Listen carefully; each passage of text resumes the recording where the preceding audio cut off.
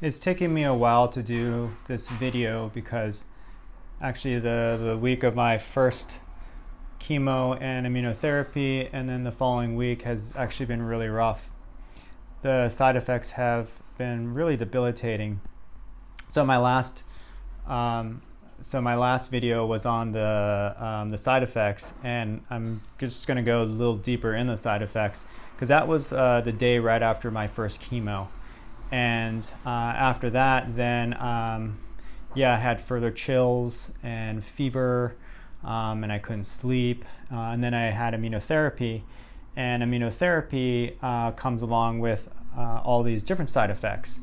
And I had major constipation.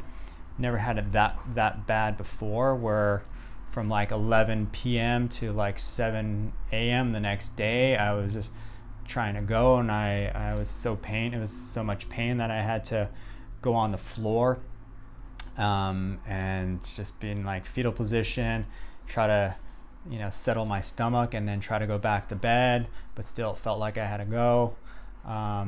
So bad that I took all these different laxatives, and I was almost gonna have to go to the emergency room, and before that we did a suppository, so that's a first. And that was the one thing that finally let my bowels move and finally gave me some relief. So after that, I then got a rash, and from that rash, it was really itchy, and that kept me up. And so it's like every single day, I'm just coping with a different side effect. I'm just like a poster boy for side effects.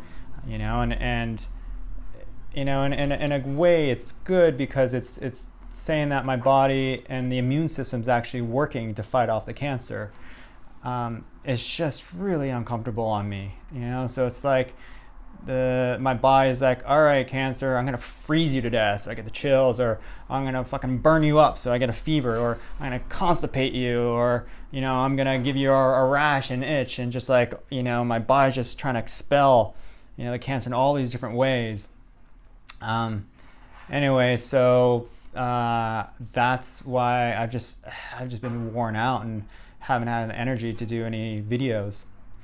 And so for my second chemo, so we take blood tests right before every chemo, and what they found was that my white blood cell count was really low. Therefore, it was too low to do another chemo session, and so they put a pause on that, so that to let my body to generate more white blood cells, and so that I'll be able to do this next one next week. And anyway, so I thought that by having a pause on chemo this week I would be okay with the side effects, because it was since Thursday my last therapy, yet my body was still going through a lot, and still having the side effects.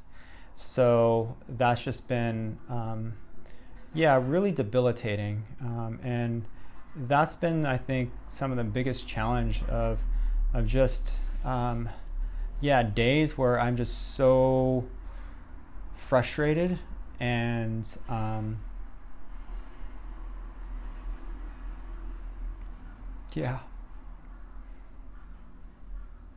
not to be feeling good in my body for at least a month. I have not been pain-free for a month,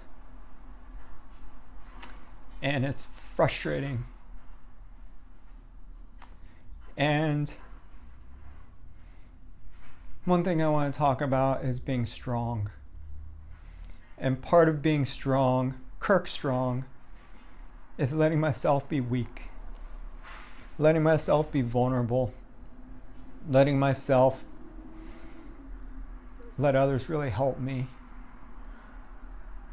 I'm taking down, the stereotypes around like being tough, being strong, or being strong as always being tough, always having the stiff upper lip. Fuck that. That is so old. And that creates so much damage because that's not real. It's easy to do that, to just kind of grin and bear it. But I think that is so harmful for the person suffering. It's also harmful for all the people around them because that's not real and that's not honest. And I know for me and my healing is that for me to be strong is for me to be honest, for me to be open. You know, that some of this is hard, some of this is challenging. And I know I have strength. And some of that strength is just to let me just be in pain. Not to hide it, fade it, or fix it, but just to be with me in the pain. And I'll ride through the pain. And it will pass to get me to somewhere else. But sometimes denying the pain is worse. It's denying the realism. It's denying the lesson in the pain. It's denying just what actually is happening. Denying the truth of the pain. And so that's what I think the bigger lesson is to me just to be authentic and truthful and really not caretake. And I've seen that too. Lots of you are asking, hey, how are you doing? And I find myself catching myself because I've done this, like, I've had a really hard night, and but I'm positive. And I'm catching myself because that's not my medicine. My medicine right now is just to be truthful, not to caretake to make the person who texted me feel good about that I'm doing okay. That's not my job. My job is just, I had a really hard night. I couldn't take a shit for fucking hours and I'm in pain. Period. And letting whoever receives that and deal with it their own way. Not for me to caretake and be like, but I'm positive, I'm doing well. Because sometimes I'm just not. And I'm just going to let that be okay. And just concentrate on just being me and being in my journey. So I'm just really happy that today I have energy to do this video. And thanks again for following me on my journey. And I'll speak to you guys again soon.